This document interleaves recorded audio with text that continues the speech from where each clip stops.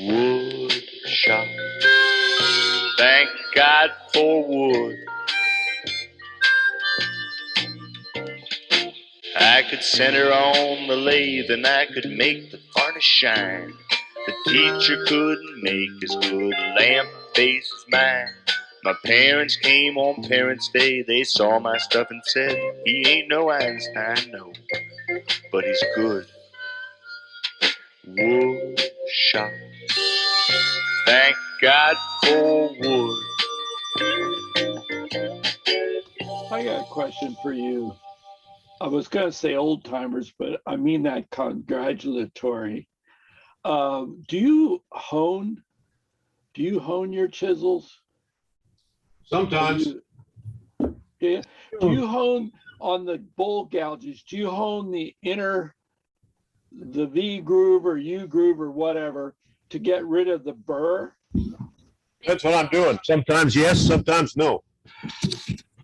I forget who was watching. I was watching somebody's YouTube last night about using. It was a woodturner, a woodworker's, about grinding and using detail gouges, and he was using a regular stone grinder, not CBN wheels. And then he said the last step he does is hone, and he hones out the groove as well. And I thought, well, that goes counter to everything I thought about. Isn't the burr part of what the cutting is all about? So I think to some degree, Jim, it depends on the final grit that you have on the wheel. My final wheel is, I think, a 600 grit, and there's not much left to hone. If I was using a stone grinder, you probably would have to, because you're going to have burrs that are like, visible with naked eye. Well, and CBN, I didn't see any reason to do it, because isn't that the whole purpose? It leaves a nice straight edge, nice sharp edge. Well, one reason to do it is if you've got very inexpensive gouges. I'll throw Benjamin Best under the bus, where the milling has some milling grooves. Yeah. And it's not polished. That's where honing can help by helping to polish that over a period of time, those little milling grooves. But you don't necessarily want a burr on a bowl gouge or a spindle gouge. My understanding is they generally go away very quickly, and they don't really cause you a problem. So well, this gentleman, I wish I could remember his name, you might know him. He said that the modern steels, those burrs don't go away very fast because it's a stronger steel, the M2s and stuff. So I don't know. I went looking for a stone. Man, they're expensive. The little flat ones with the rounded they are. edge. Yeah, well, Ken Rizza sells a CBN teardrop stone for about $55. Woodturners Wonders. I just saw that, and I think I'm going to buy that one. Unless you guys, I have one. Do you like? I mean, you think it's good? It's a good deal. I like it. It's held up. I've had it for several years. The diamond ones like that Alan Lacer sells are over $100. That are about the same size. Yeah. Jim, I would only ask you one question, and I know you don't necessarily remember it, but can you imagine using a razor blade with a burr on it to shave? Oh, thanks, Doug. That explains a lot of things.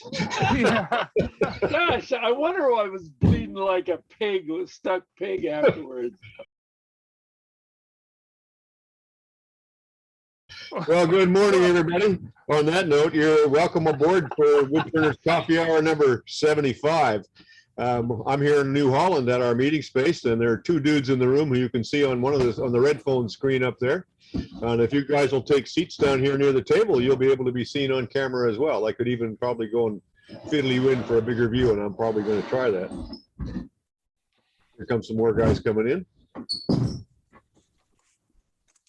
Let me see. This is a show and tell time. Before I get to that, I do have a couple of announcements. It's dues season at the Lancaster Club. If you'd like to renew your membership or join the Lancaster Club, you can mail a check to my home address, which I put in the follow-up chat earlier this week, or you can PayPal to my Gmail, and I will cash it and deposit it in the club in your name. And next week, I'm going to be sending out new membership badges with 2022 on them and receipts. I got all set up for that. I just didn't do the clerking work yet to do it. But quite a few of you all have already paid your 2022 dues, and for that, I'm eternally grateful. Makes it much easier to administer this unruly mob. Okay, let's see. Who's got stuff they want to show today? Bowman? Who else? Nobody else? Come on, you guys. Doug? I'll do something. Doug's got some stuff. I got some stuff here. Barry's got some stuff. Kathy's got some stuff. Duxbury, how about you, Kai? You got anything you want to show today? No, not today. Thank you. Okay. How about you, Mike Peace? What are you working on? You got stuff you want to show today? Well, I've got something in the kitchen I can get, I guess. I'll go get it. Yes. Oh, all right. That'll be great. Okay, so that's what we're going to do. I'm going to hold the stuff that's in the room until Ernie gets here because of some conversation we had the other day. And I'm going to start over here with Bowman. Bowman, what do you got? I have a big bolt today. Hold it up a little higher. How did you finish that? Thank you, Barry. Hey, this is getting to be one of my favorite stores, Tractor Supply. This is a 1-inch. They call it grade 8 because it has 8 TPIs. And here I'm going to show you why I have it and why I'm using it. Share screen here. I think I got this down pretty good. Do you see what I'm showing you? You should be seeing it. Yeah, I like that. Drill press? It's a drill press. Do you see the bolt head at the bottom? Well, I got this crazy idea that, you know, if I would rig one of my cold chuck thing on the drill press, I could hold something to drill. Like I'm a fan of drilling holes with Forstner bits instead of throwing them up in the lathe for holding. And so I needed a 6-inch bolt with threaded 1-inch 8, which is what my lathe takes. It's a smaller one. So I managed to find them, but boy, they're expensive. Managed to find one at Tractor Supply. Now the only bite here is if you mount your chuck in there, you need a long extension. Fortunately, my PSI, which I think is what I have in there, had a long extension because it was made so you could put a cold chuck on it. So that's what you use to tighten. I don't know. It was just a crazy idea. I know it's not quite an engineer like the rest of you guys, but I thought you would enjoy that. The only bite was for me, the hole in the center was 7/8 of an inch, which made me go out and buy an expensive $21 1-inch drill, but everything's lined up to go straight down the middle. So it's pretty nice. One last thing. I'm going to stop my share. So here's the other thing. Last 2 weeks ago, I shared about those bushings to take care of 5/8 inch studs so they fit my 1-inch banjo.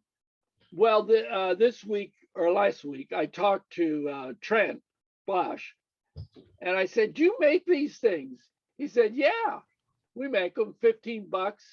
They're metal. They're drilled out, and they have two set screws on them. He makes them in 4 and 5 inches. So I ordered to 4 because I have a smaller lathe. The bite is this: if I push my banjo so this sits over the bed, it's too high. It should have been about 3 or 3.5 inches. I'll just have to hacksaw it off. I just wanted to show you that. I know you guys are way beyond 5/8 inch studs. So. Oh, we all got gear like that. It's good to know that stuff's available. Yeah, it is. It's not in his catalog. I said to him, I talked to him about I got a 5/8 inch full gouge from him. And I said, by the way, do you have these? He said, oh yeah, we make them. We have them. So. Very cool. Yeah. By the way, grade 8 is the fact that it's the type of steel in the bolt. It's a medium carbon steel bolt, and has a yield strength of 130,000 psi. Well, then why do they identify? It drove me kind of crazy because I was looking for a 1-inch-8 TPI. Well, they all list them as 1-inch grade 8. I thought, okay, that's what it means. But I thought it had something to do with the steel. Yeah, it does. Yeah, you commented about the cost of it being pretty expensive. If you'd bought a grade 5, it wouldn't have been as expensive. Yeah. Depth grade 5 I didn't have available. Fastenal stores will sell you any size and any kind of finish you want. Do you have a Fastenal, Fastenal? I know the company. Yeah. We have 2 here in Lancaster, and you can order individual bolts or as many as you want, and they're surprising. I think what you just held up there would probably be around $12. I don't know what you paid for it. I paid, I got 2 of them and I paid nearly $20. So it was $9, something like that. By the way, Barry, I got the one with the gold plating on it. I think that's probably why it costs so much. That's it. That's cadmium plate, and then they have them in black oxide, zinc, and they have lower than grade 5, which brings the price way down, because for our stuff, what we're talking about, we don't even need grade 5. They have a right like a regular 01 carbon steel. Tractor Supply is interesting. Maybe you guys ran into this before. They sell these bolts and washers and stuff by pound. And on their shelf, they say so many items per pound. Like the washers, I think, was 2 per pound. These had a 0 in front of it, which obviously meant it was more than a pound. These are 1.5 pounds each right here. It was fun. Well, while we're on it, anybody else on the subject of nuts, bolts, and threads? Thank you, Jim. That was an interesting chat. Michael Brazo, what do you got? Yeah, just going back to the opening talk there about honing gouges. I got a couple of inexpensive hones. This one I picked up from Andre Martell at Totally Turning years ago for sharpening the hook tool. But it was 180 grit diamond, flat on one side and a hemisphere on the other. And another one I got here, we have a store called Princess Auto. It's sort of like Harbor Freight. This is a fish hook hone. It's got a groove on the back for fish hooks, but it's also curved. And that works on, and that was like less than $10. It was years ago I bought it on. I've seen them on their flyers occasionally. But I've honed gouges occasionally, but not routinely. Wait a minute. You said hook tool. Do you use a hook tool? I actually, I've bought both Andres, and Mike Houseluk demoed for us about 3 or 4 years ago his, which was made by the fellow in Florida. And I did some investigation with a foundry that I had a business relationship with years ago in my other life. Mike was looking at having them made. Martells are cast, and I think the other one was as well. Yeah, so I'm working on an sister, and just for the fun of it, I tried the hook tool through an opening, which I looked and searched, and I couldn't find anybody ever mentioning that. And did about the first 4 or 5 inches, just it hogs out wood like crazy. Once you get for the feel for it, it's a neat tool to use. And the Houselux I found works easier than Martell. I have a big, I could go to the shop and get it. It's about 3 feet long that I made for Martells. I just used some 5/8 cold rolled steel, and then have a 3/8 hole with a set screw in the end of it and a big long handle. The Houseluk came with about a, I don't know, 14-inch. It's sold now by wood turning tools. What's the fellow's name? I get his emails, but the Houseluk tool works very nicely. Would you mind fetching those so you could show us? So we'll go on to somebody else and come back to you when you return with them? Yeah, absolutely. Okay. That would be great. And John, can you put the contact stuff in the chat or chat record or in the email so we know? If you send it to me, I'll put it in the follow-up email. I'll have to get Michael to send it. Yeah, well, when he returns, let's ask him about that.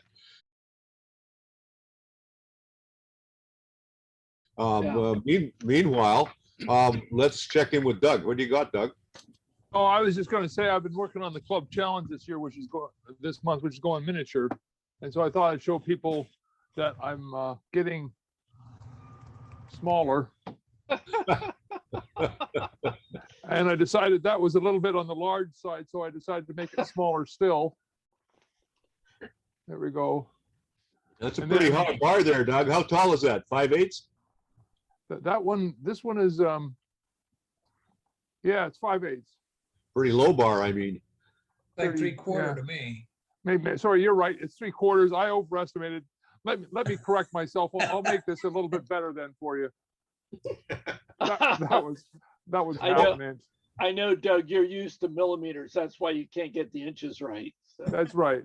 He's not showing us the opening either. Is there an opening or is it just a little plug? Oh, no. Oh. This got the opening on. But there's no captive ring around the stem. Ernie, that was going to be my next statement is now I'm going to try and see if I can do one of these with a captive ring is what I should do. I don't know. Make a new ruler and expand it. So it looks yeah. Hey, Doug, how small a termite did you have to turn that? Did you make one, a little one? No.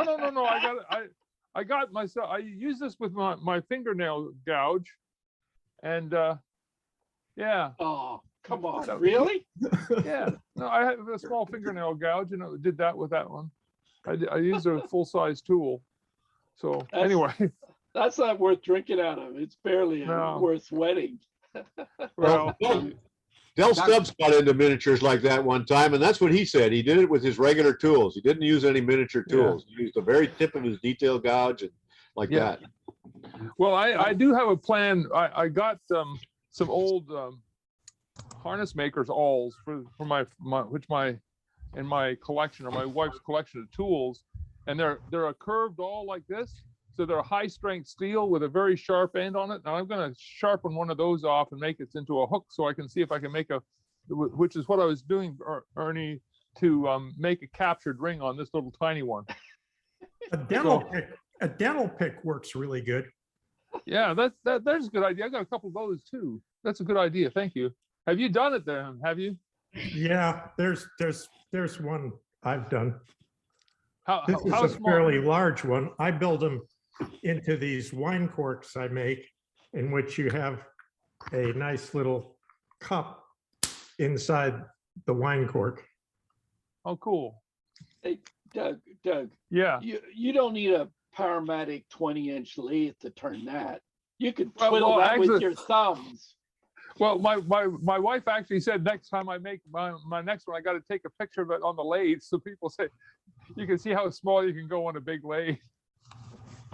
I think that's right. What's the challenge again? No, it's just to see it's just to making a miniature, Kai. They just want to see a miniaturization. So does it have to be a goblet? No, anything. No, it can be anything. Anything you want. Okay, and it should be as small as possible? Yeah. Well, not necessarily. It's just to make the challenge is make a miniature. Go where you want with it. Make it tiny, make it fancy. Yeah. Okay, and whose challenge is it? Is it yours? It's the Lancaster Woodturners monthly challenge. So now that you've joined the club, Kai, you're going to have to come to next Tuesday evening's meeting at 7 o'clock Eastern time. That'll only be 1 or 2 in the morning for you. Yeah, I'll write to you about that. That might be a bit complicated to participate, but I'll send an email. So is that for next week then? Next Tuesday. Next Tuesday. If you send me or Doug, send a photo to me or Doug, and we'll show it at the meeting, and we'll represent you. All I'm saying, Kai, is that you got to if you're going to do something, you got to make it smaller than a half an inch. That's all. That's. Okay. No, you don't. I can see the wheels going around in Kai's head here saying, "Oh, that's a pretty big goblet from a German's point of view. I should be able to get it so I can only see it under a microscope. So less than half inch. I'll try to do that.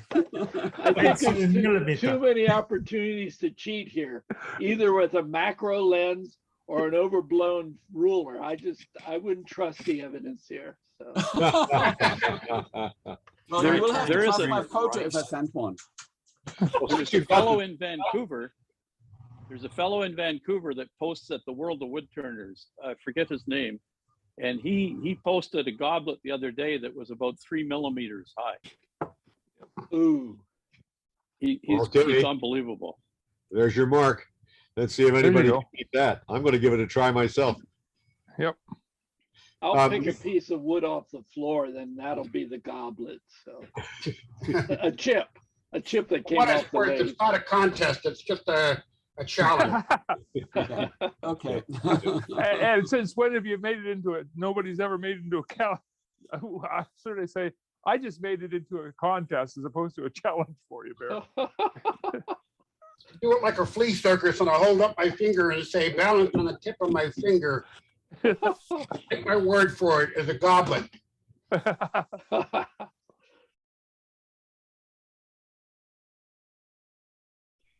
Well, Michael's back. Let's see what he's got. Yeah, okay. Well, I'll go with the Martell. Here is the Martell hook tool, which is cast from a tool steel. I think he uses a Quebec foundry.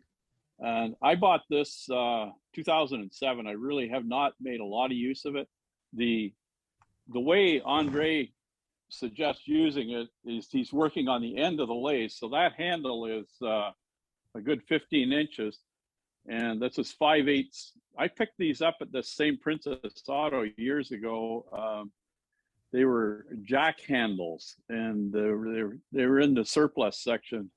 It's harder than normal cold rolled steel. So it's very simple, just a 3/8 hole and a set screw. And so you actually have got your whole body on this thing and you're working it. There is a technique of just finding, it's like using the hunter tool in some ways and finding the sweet spot for it. As that's same with a bowl gouge, it's just that you're working in a pull fashion. Now the house lock tool, I forget the fellow's name in Florida that made these, and Mike sold them, and I don't know whether his source of supply had dried up. I think I got this I forget when Mike was around. It's about 2.5 years ago. And I found I had forgotten honestly that I had bought it. And I found it on my tool rack, and it was easier to use than Martell's. It's a different orientation of the tool. But I can send you the link, the one-way house lock handle. It's a 5/8 shaft. And I found this one really easy to use. I want to try something like an open vase or something like that. I'm not doing a whole lot of stuff. I'm turning 77 in early December, and my body just doesn't like doing big stuff anymore. So if you'll send me those any links you have to that here, I'll put them in the chat, in the follow-up chat. But I'm down to sending one email a week on Tuesday or Wednesday with last week's video and the chat follow-up. So you got a couple of days to do it. Michael, what's the virtue? Why would you want to use it? Why would you want to use a hook tool? I think I did it on the vase or on the urn just for fun, just to try it. I was just having some fun. But on something like a vase, it really removes wood very quickly. Now, I wouldn't use it probably for the finishing cut on the wall. I would go to a hunter for that. I also have I have a Lyle Jameson trap system that I put together 15 years ago. And I have Lyle's #1 hunter cutter that's mounted on the little 3/16 inch bar. Works very nicely, but takes wood away slowly, but does give a pretty good wall. So it's fast. You could use it for bowls if you were so inclined. It as Europeans do, it's just not commonly used in North America. And then look at the Japanese turners. I think it's what the matryoshka turners in Russia use as well. When they hollow out the Russian dolls. Yeah. Russian dolls are all made with those. And they're working in green wood. I think it's like the, I think it's like the termite tool. It's a really for doing good end grain cutting as opposed to, so if you're doing it into the end grain as opposed to cross grain like a bowl. Is that fair statement? Well, this works on the side grain very well as well. Yeah. And I don't have a termite. I have a Sorby that was given to me. There you are. You're back. Yeah. Do you, Michael? Do you trap it at all, or you just freehand? You know what? I was tempted to try it, but I wouldn't do it. I had this one piece of walnut that I'm working on for the urn, and I didn't want to blow it. But I want to try that, and I think when you really want to be able to see it, you know, one thing I discovered, by the way, is with my iPhone, I could take pictures. And I've got those little IKEA lights that were popular a few years ago. They don't have them anymore, but I could take a picture of the interior of the hollowing extremely easily with the phone because it just slides up and, you know, you only need a 1/2-inch interface. I got a beautiful picture of the bottom of the urn, and the Hunter tool did a fabulous job on the bottom. But anyway, I want to try it trap. I don't know. You got to find the sweet spot, and the trap isn't going to allow you much. You do it with the Hunter, but I think you got a little more variability allowed there than you do with the gouge type cutter, which this is. You know, a novice question. I want to try that just for the fun of it, though. What is the Hunter? I'm sorry, I don't know that. The Hunter is the carbide tool. Mike introduced them in 2006. So very popular. Emiliano is really hot on them, and the hollowing setup from Lyle Jameson works really well. It has a little sharp cup set in the end of the bar. Right. Yeah. They're made for machining aluminum. And years ago when it first came out, being in the Hamilton area, which is a metals area, it's sort of like a mini Pittsburgh was. We had lots of metal guys in the club, and guys brought in other cutters, and I tried them against the Hunter. The Hunter was far and away the best. It was the sharpest. I picked one up at Woodcraft in Rochester on the way back from Totally Turning, and made my own holder. I'm still using that #2 cutter 15 years later. And the #1 I've had for at least 10 years. I bought it from Lyle when he was demonstrating for it. No, I didn't. I saw it, and Woodchuckers in Toronto got it for me. But it's an expensive little piece, but works really, really well. For those that are not familiar with it, the big distinction is it slices as opposed to flat carbide, which is a scraper. Yeah, it's not a scraper. Yeah, no, it's a good cutting tool. Ray, you got your hand up. You got something to say about this, I suspect. Yeah, Todd Raines sells those hook tools and has a nice video on how to use one. That's right. So if anybody's thinking about it, he put it's a short video. He shows how easy it is to use it. So it's worthwhile going over there. If you want to stick the link in the chat, I don't know the guy, or send it to me. Yeah, I think it's the wood turning store. I don't remember offhand. I'll put his name in the chat. Okay, cool. It's a wood turning tool store, John or Ray. Okay. I just pulled it up, and the Mike Hoslick tools tip is sold for $40 at the moment. Yeah. There online. Nice video. All right. Any more on that? Question is, is the Osprey similar to that? Or what is the Osprey? That's the other thing I hear. That's another tool of the same variety. Yeah, the Osprey is one of those carbide tools. That's what I thought. The Osprey is a Mike Hunter cutter, but there's evolved the whole series. Jimmy Clues has a series of basically the holders, for the tool. Angela and I wrote a page about that in Wood Turning Fundamentals a couple of years ago that you can probably dig out of the archive. And speaking of Angelo, I see he got his hand up here. Angelo, you got a comment on these kind of tools? Yeah, getting back to the question of why you would use a hook tool for turning inside a vase. Vase is usually end grain turning, and these hook tools were made especially for turning end grain from the center out. If we used to call them 90-degree gouges, 90-degree bowl gouges. So you take a bowl gouge and turn it 90 degrees and match it to your hook tool, you'll see it's the same cutting edge, and it's made to rub a bevel as you pull the tool out of the hole. Wow. While Angelo's on the screen, I want to note that he has just given the club 2 8-foot tables, or an 8-foot and a 10-foot table, which we are very grateful for. We needed them here in this meeting space. Thank you very much, Angelo. No problem. Thank you. Okay, anybody else on the hook tools? Okay, I got another hand on the screen from Mike, and then we're going to go to the dudes in the room. I think you're muted. I think you're muted. He ate too many mushrooms this morning. There we go. Yeah. Now you're there. Okay, I made a video on turning mushrooms yesterday. This is what I came up with, mounted on a piece of wood. Just kind of interesting looking. Did you make those mushrooms? Yeah, they've got little tendons on them that just go into a matching hole in a little scrap of wood I found outside that was soaking wet in my chainsaw area, so the bark is crumbling off, but it was kind of fun little project. You're now seeing one of the artifacts of using fake backgrounds in Zoom is when you move that thing closer in and out of, yeah, it comes and goes. Mike, is that holly? No, I think it's hickory, but I'm not sure. I had some small trees cleared in my backyard, but it could be hickory.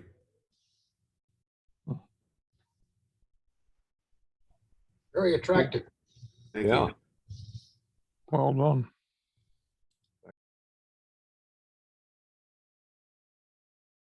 Kathy's got her hand up. What do you got, Kathy?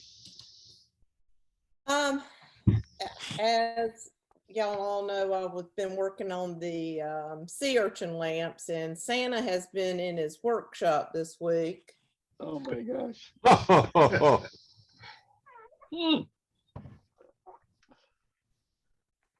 Cool. So there's still some work to be done, but I hope they'll make great little Christmas gifts.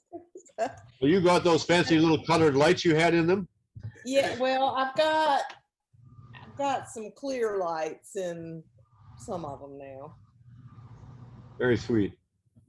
Very sweet. I'm still on the idea of Christmas. I did a Christmas ornament this week, or this last week. So That's also very nice. that's what I've been up to this week. Thank you. Very sweet. Duxbury, what do you got? I've been working on vases. This is a 3-center vase with a vial in it. Just adds a little fun to it. Do you think, Duxbury, do you think that thing looks better with the stripe of contrasting wood in it, or would it be, does that detract from seeing the shape? Oh, you got me. I have no, I'll tell you, they sell 5 to 1. It must attract, I guess. The other one I'm doing is this has got a stripe in it. This is done with 2 pieces of wood side by side. One dark one, one light one. You glue them together and you cut them diagonally, corner to corner. And then take this side and put it on this side, and you get stripes through the piece. And by doing that, you can make precision ones so that they're exactly match. That's pretty cool. You can do this with table legs. You can do this with all kinds of things. Anyway, I just wrote an article on this. I can't get into it too much. Well, who'd you write the article for, and when will we be able to read it? Wood Turning magazine. I don't know when it's coming out, but it'll be out.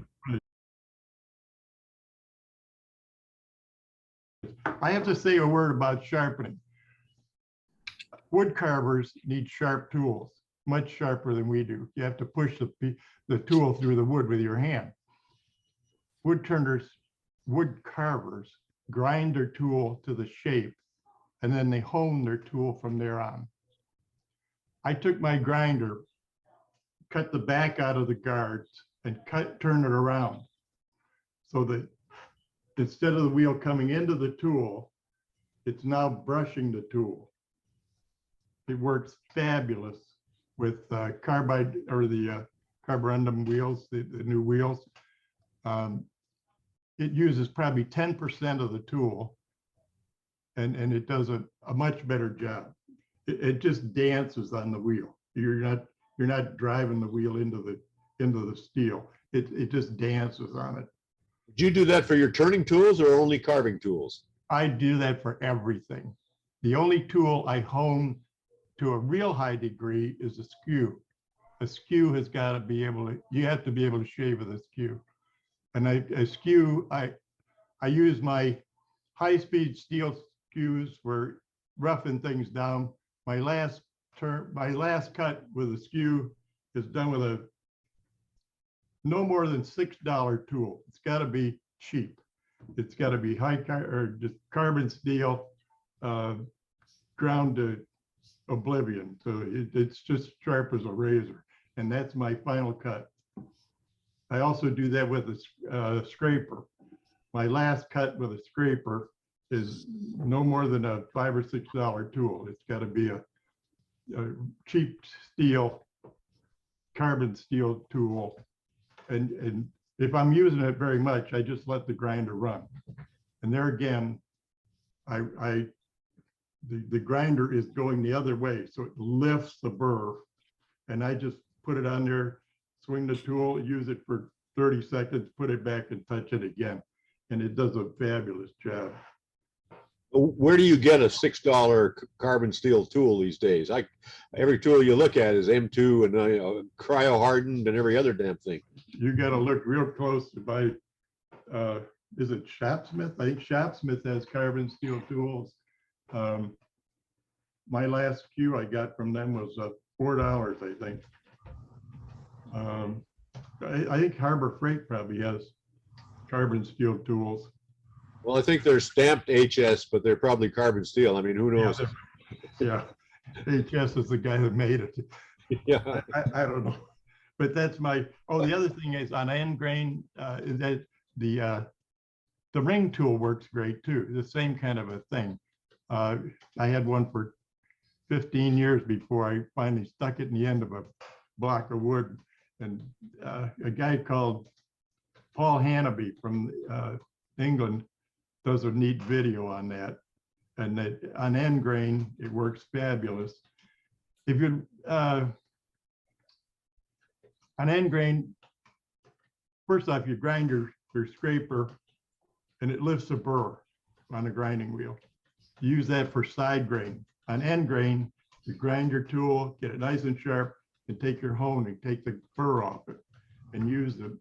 You use it on end grain without a burr, and that does a much better job. Tormac has a video, and in their video they tell when you get when you're doing end grain, hone your tool, get it nice and sharp, and put it on the side of the wheel, take the burr off it, and they use that on end grain. Just my 2 cents. I love my grinding wheel. I turn it around. I did that with the stones. I cut the back out of the guard. I put a switch on both sides. I grind my tool to shape it. And after that, I turn the grinder around and I never touch it again. I just touch the thing on the wheel and it's sharp. Just my 2 cents. Now there's a radical point of view, although I must say I'm set up with a disc belt sander disc grinder. I did the same thing. I got the belt moved around to the back end so the belt was running away from the tool, and flattened out the platen and used those expensive belts, and it was a real good rough grinder. Yeah. Anybody else on that, since we're on tools? And we're going to go to the dudes in the room in a minute. Well, Bowman's got his hand up. Hey, is there any you engineers, electrical engineers, is there any device I can just plug a grinder in so I don't have to take it apart? I can't get to the back of mine. I have a small shop. And is there any device that I could plug it in and automatically reverse the motor? Just turn the grinder around the other way. Spin it around. And it's Yeah, going but then I got to take it all apart, the shields off and all that stuff. Cut the back out of the shield. You don't need it. Okay. Buy a DC motor. Ah, that's right. You need one of those.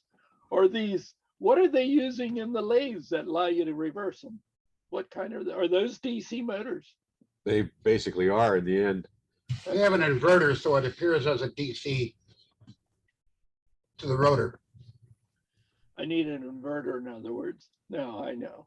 Okay. Nice to buy a new grinder. You need another grinder is what you need. I want to buy other things than grinders. I have my setup and like it. So you can get, some motors can be reversed, but it's complicated. I did it with a 4-way switch on one of the VO 42-inch belt grinders that Lee Valley sells. You put a motor on. I picked one up from a fellow who was retiring, and I did do the reversing on it. But I've blown quite a few belts using it in reverse. You got to stick them on reversed. Well, let me see. Ernie, mute yourself, would you? Unmute yourself. Because I'm going to go to you next. On a 3-phase motor, which Kai's lucky because in Europe, that's all they have. If you reverse any 2 terminals, it goes backwards. And all of our speed controls are really what you call frequency controls. They change the cycle rate of the current and deliver it at 3-phase. And to reverse, you're just changing 2 terminals the other way. With single-phase motors, you can reverse them, but it's a total rewire that you have to pull all the wires out of the box and use what's called a drum switch. And it is complicated to wire them up. That's how my old South Bend lathe was. It had exactly that, a drum switch. Exactly.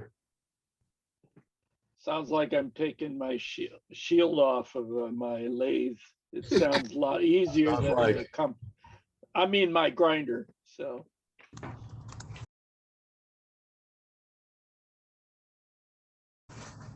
Ernie, while we have you on the screen, you were going to say something about the interview you're doing with Emiliano this week. Yes, last night I did a interview with him via Zoom, and he's speaking to me from his shop in Hawaii. I did it at 5:30 our time, which was about 11:30 his time. It was bright and sunny, and it told the whole story about Calabash bowls. I'm just did a story for Woodworkers Journal on Calabash bowls at the request of our editor. And I really didn't know an awful lot about them, but as I dug further and further into it, On the red phone and that one over there. I found out that one, they almost always have sapwood on 2 sides. So I was going to turn mine out of curly maple and went right out and found a cherry log to get the sapwood in it. And so the video that parallels this will be on YouTube. I may, if John wants me to, show it on a future coffee hour, but he really told so much of the history of these bowls. And it was a fascinating interview. It was really fun. And he's a really super turner and a really neat person. Just was a fun interview. Well, as we pivot to dudes in the room, we're going to pivot to me because Emiliano came to Susquehanna last spring and did a very good demo. And I think we had a contest for Calabash bowls. And here's mine. And he quite correctly criticized the shape as being not quite right, a little more up here, a little less underneath here. But nevertheless, it's a terrific salad bowl. We use it all the time. The other one I made some more. I made a bunch of them. I made this one here. This is also cherry, my favorite, one of my favorite woods, but it has a foot on it, but it didn't need the foot, but I didn't know that. And it has a little spoon cut out here. That's actually where the pith of the tree turned out to be, which, you know, I didn't want to lose all that, and it's been pretty stable. These have a waterlox finish on them. And then I make these. I made quite a few of these over the years. These are little small calabashes. This is out of cherry again, and after I made it, they don't usually crack, but this one did. So I used epoxy putty in there to fill the crack for the first time, and I thought, oh, that's just going to fall out. But it's been over 18 months, 2 years now. Hasn't moved at all. Makes me wish I'd done that in blue or red or something rather than bland epoxy. But I was just experimenting. But these are really nice. You can turn these dead on end grain. This is from a branch. You can see it's got sapwood all around, and people like them, and they're quick to turn. You turn them green, let them warp and wiggle around. A lot of fun. Nice little bowls. So that's show and tell for me, which I don't usually do. But now that we're in the room, I'm going to go now to, first of all, I'm going to spotlight the red phone. Yeah, there's the dudes in the room. Who's going to, what do you got? You see there, Jeff Carroll raised his hand. Jeff is a friend of ours a member of ours from the Carolinas. He's up here touring Amish country, and for whatever reason decided he'd try to come to Coffee Hour. What do you want to show today, Jeff? I didn't bring anything. You didn't bring anything? Okay. Well, say hi anyhow. Oh, that's good to be here. Nice to see you. Well, who's next with what's on the table there? One of you guys. Well, that's Barry. Okay. You're gonna, yeah, one of you other guys is gonna have to come work the camera because I'm gonna switch cameras now. I'm gonna add the spotlight. You can stand wherever you want. There. There you go. Hold it up. Yeah. My brother is an architect and he's artistic, but he won't touch wood. But he'll have wood and tell me to make it like it is.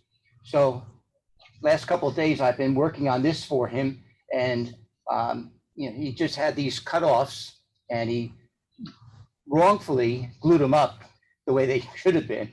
But anyway, so this I worked on to get it, and he would tell me do this, do this, do this, and it still needs another coat of finish or less or more. But it was fun to make it, and I think it's a pretty piece. And when we get it finally finished, it's going to be even better yet. So very cool.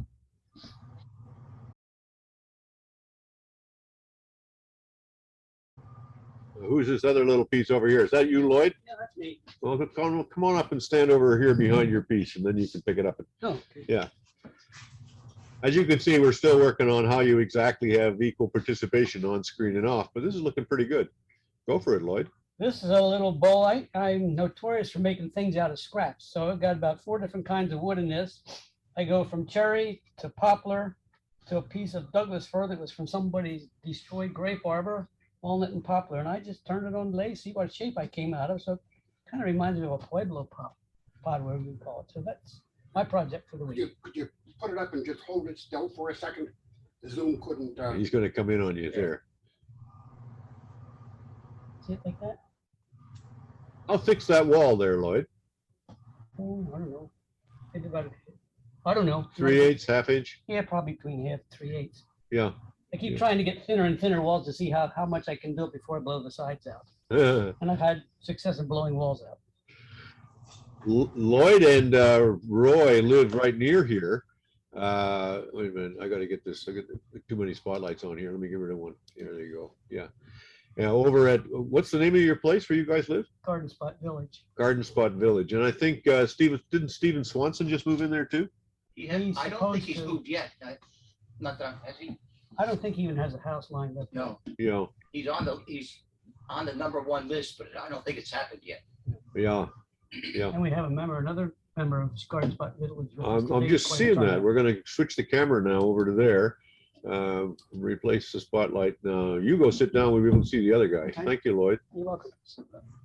So who's your buddy there? Well, my name is Jim Gribble, and I've been at Garden Spot about 6 or 8 months now.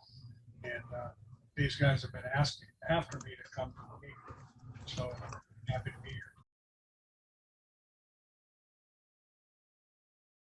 Are you a wood turner? Yes, Uh-huh. You have any of your work with you? I don't. Well, maybe next time you can bring some of your work. I'll do that. We would love a little introduction. We like to get new guys who come in here to hold their work up and bring some work and introduce themselves. And coffee hour happens to be open to all. You don't have to belong to our club to come to it, so you're welcome to come. But what we usually find is people who come regularly join the club, and we like that. So that's how it works for us. What else we got here in the room? Barry, you got some stuff? John, let me just tell you a little bit more about Jim. Go for it. I think you are aware that about 2 months ago, my lathe died. And we're waiting for a replacement of a little better quality to come from Chet down in Tennessee. But it's not happened because of the pandemic. But about 6 months ago or so, Jim had one person and myself came down to get his lathe, which was identical to my lathe, and it works perfectly. So for the time being, we have one lathe working instead of two. And I'm crossing my fingers that if Steve did some work as well, we could have three. So you're not going to be letting loose of a lathe that you dudes want to sell on account of having too many lathes in the shop? That's correct. Okay. Because we've been, I've been helping some, a number of fellows to learn to turn. And as they learn to turn, they like to turn more and more. So. Well, that's what you get when you live in a place like Garden Spot Village.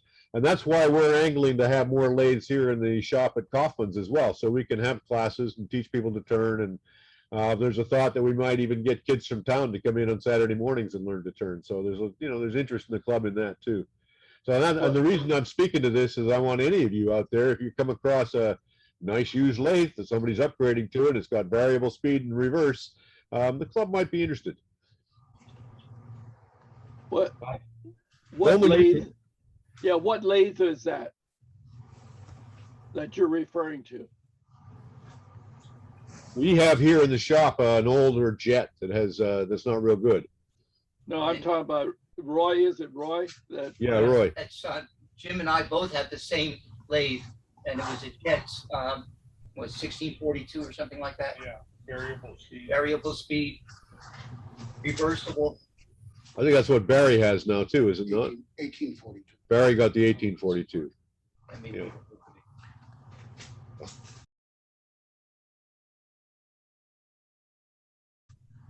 Before I go back to guys who are remote, Barry's got some stuff he wants to show and talk about, and I'm going to come and work the camera while he does that.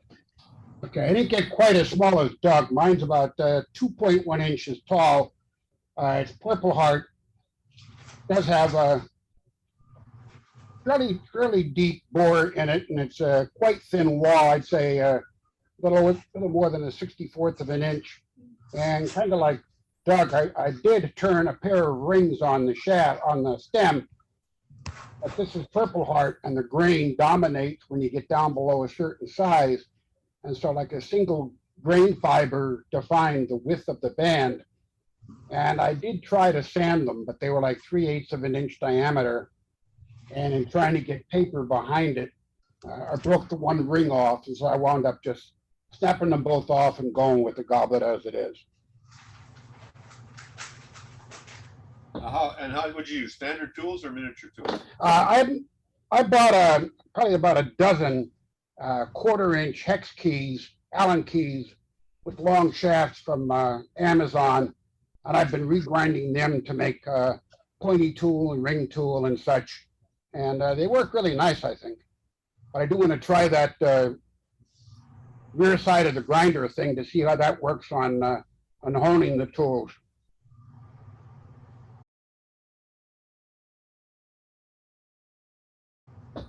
The other thing, our club in the early spring is going to be having a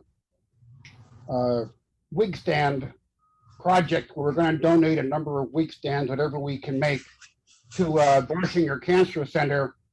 They have what they call an image recovery office, and they provide free wigs, but they don't have wig stands. And so people have been using mannequin heads and what have you. And we got inspired to make wig stands for the patients that have lost their hair.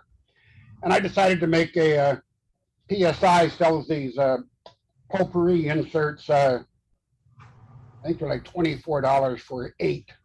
There's 4 different patterns. And so I taking the idea of a wig stand head with the turn column and base. I just went ahead and hollowed it out and put the potpourri insert in there. And after they get their hair back, they still have something. Right next to you there, pick that one up too. That's a much simpler wig stand. I made a bunch of those years ago. Actually, what I had done is I made a bunch of spindles like that. I was working on old books with spindle turning exercises, and I found myself with a dozen spindles. What am I going to do with a dozen spindles of different lengths? So I made a dozen wig stands, and I gave most of them. I finished that one's not finished, but I finished most of them, and I gave them to a friend of mine who's a hat designer. She uses them in her shop window. Is there a preferred shape and size for those? The top of it ought to be 5 inches, and it shouldn't slope the way the one that Barry's holding does. It should be almost flat on top. But 5 inches is the right size. Are there any instructions out there that maybe we could get a hold of if we want to do one of these? I believe it was a Woodturners club in Indianapolis or somewhere in Indiana. I Googled wig stand, wood-turned wig stands. And one of the websites that came up was, I think about 2 years ago, an Indiana club made 35 or 40 of them. And they varied in height from this to about this. And they were painted almost carnival-like, like mimicking a carousel or something. And there was no preferred shape. Some of them were just a straight dowel. And some had maybe a bead and a single groove and bead assembly in the middle. The top, I made mine 5.5 inches in diameter just because I measured my wife's head. Just the part up here. And it got to about 5.5 inches for the arc. I think John had an instruction sheet in American Woodturner a few years back. I think he used a 6-inch radius. I'm sorry, a 3-inch radius, 6-inch diameter if it were. Yeah, 5 is what I later learned is preferred. Okay. 6 is a bit big. And he made a bigger base, which makes sense so that when somebody in a hurry takes their wig off or their hat off, they don't pull the whole thing over, and in my case, have potpourri all over your dresser. So, but there are articles out there. Just Google wood-turned or turned wig stands, and there are a number of, in the image section, you'll see drawings of them. Thank you. Barry, yours is too beautiful. It shouldn't have a wig on top of it. It's too beautiful, just like that, to covered with a wig. So. Well, most of the time it won't have a wig on top of it. Well, interesting, this piece of wood, 3 pieces, of course, but it was all from the same tree. I thought I felled it as a guy was clearing his yard, and he had cut down a tree, some kind of birch is all I know. It's some kind of birch. And I never opened it up until when John, back during COVID, was making a video of my new bandsaw, and I was showing my resawing jig. That when I cut it open, it revealed this really gorgeous spalting. I'm assuming that's spalting. I don't know. And so I'm sorry I didn't cut more of the tree. I only took about 6 feet of it. But yeah, it's a very pretty wood.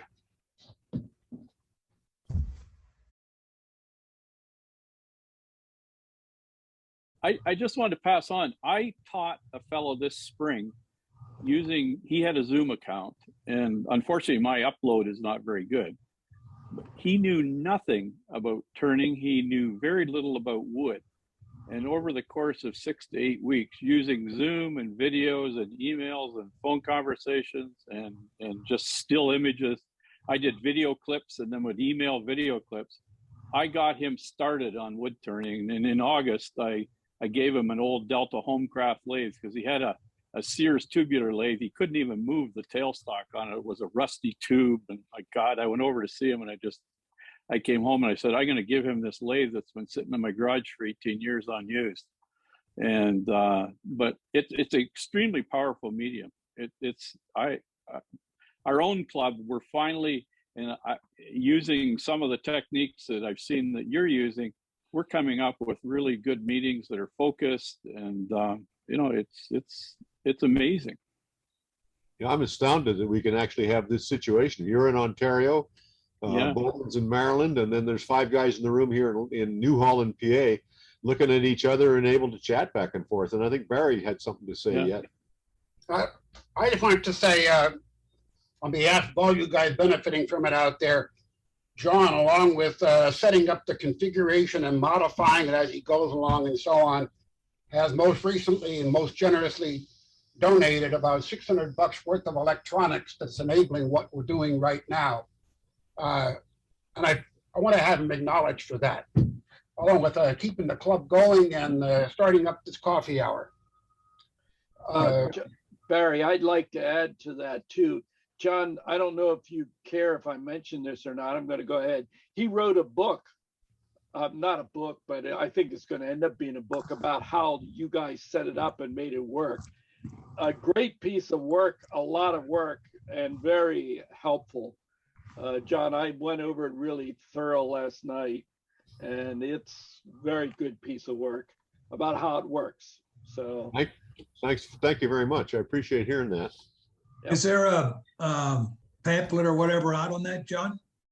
That's what it's heading for. What I did is wrote down what we did, and I made about 10 or 12 pages, very tight pages. And now I'm sending it out to selected people that I've been working with, and I'll send it to you, Michael, because what I'm after is enticing other people to give us a couple of pages. That's not the one. There's another one. I got about a 20-page document that he made here with, as Olo Guthrie said, circles and arrows. Oh, that's the setup manual for the room here. Oh, I made that. And then I've done this other piece, which I'll circulate to anybody who wants, because I'm looking for other guys to add a page or two to it. So we do get because we're doing here is a little idiosyncratic. It makes a lot of sense to me, and it works. Other clubs are doing other things that make a lot of sense to them, and it works. I think the thing that we're doing that's different from what other people are doing, and just for the sake of the exercise, I'm going to add another spotlight on me here. We went into this believing that we could offer an equivalent experience to members in the room and members out there in Zoom land, and we've really put a lot of attention on that. And I think we've achieved it. I think we can, you can attend on Zoom and participate in the meeting fully. You can attend in the room and participate fully, and you can watch it later on a video. All of that is new. Those are member benefits we never had before. John, that's the very strongest point, that we Zoom people don't feel like second-class citizens of and I mentioned this before. I'm a member of a club that's just starting this, and I, as a Zoom person, felt like I might have not gone because I couldn't dialogue. I couldn't, I could see, but and so John, you mentioned it a couple times in your writing, that this is to give what's your term you use? Equality in our experiences. And that's the important thing. Zoom is, you didn't mention it, but Kai's from Germany, and yeah, that's pretty awesome. Well, I'm going to bring Kai into the conversation now, because he's got his hand up. What do you got to say, Kai? Yeah. Well, I just wanted to thank you because it enables me to take part in a club meeting, American club meeting from Germany. And I think that's a great thing, and I learn a lot and I can show a lot.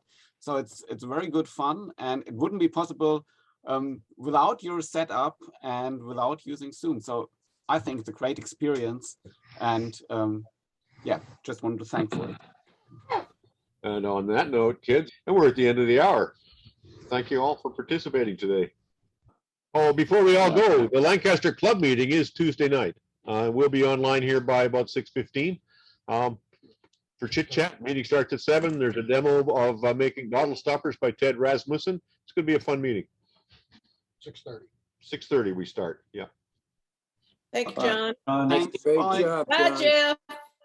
Hi, John and everybody. Bye-bye.